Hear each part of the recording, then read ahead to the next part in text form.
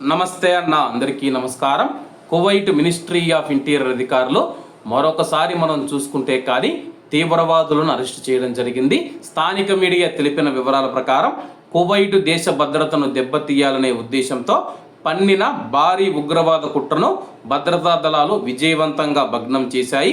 ఈ విషయాన్ని ministry of interior అధికారికంగా ఒక ప్రకటనలో వెల్లడించింది.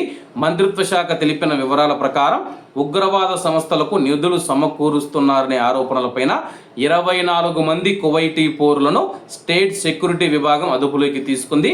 విచారణలో భాగంగా నిందితులు మతపరమైన కార్యక్రమాల పేరుతో విరాళాలు సేకరించి ఆ నిధులను అక్రమ మార్గాలలో విదేశాలకు తరలించి ఉగ్రవాద కార్యకలాపాలకు వినియోగిస్తూ ఉన్నట్లు బయటపడింది.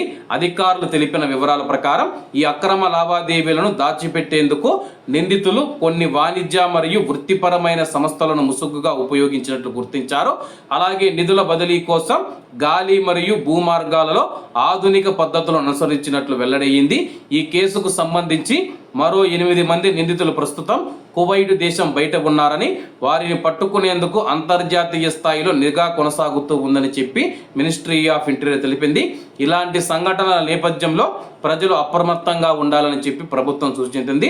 విరాళాల పేరుతో జరుగుతూ ఉన్న మోసాలను గమనించి అనుమానాస్పద కార్యకలాపాలను వెంటనే అధికారులకు తెలియజేయాలని విజ్ఞప్తి చేసింది.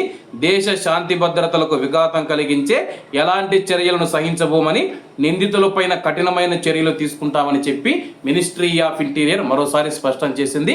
కువైట్ దేశానికి సంబంధించి కువైట్లో పుట్టి పెరిగి కువైట్ దేశం తిండి తింటూ ఆ దేశానికి వెన్నుపోటు పొడిచి ఉగ్రవాదులను కువైట్ మీదకి ఉసిగొల్పాలని చెప్పేసి కొంతమంది కుట్ర పన్నారు. మతపరంగా అయితే కువైటీ ప్రజలను రెచ్చగొట్టి వాళ్ళ దగ్గర నుంచి డబ్బు తీసుకొని తీవ్రవాదులకు నిధులు సమకూరుస్తూ ఉన్నారు. ఇటువంటి వాళ్ళతో చాలా జాగ్రత్తగా ఉండాలని కోరుకుంటూ అందరూ బాగుండాలి, అందులో మనం ఉండాలి. అందరికీ నమస్తే అన్న, జై హింద్.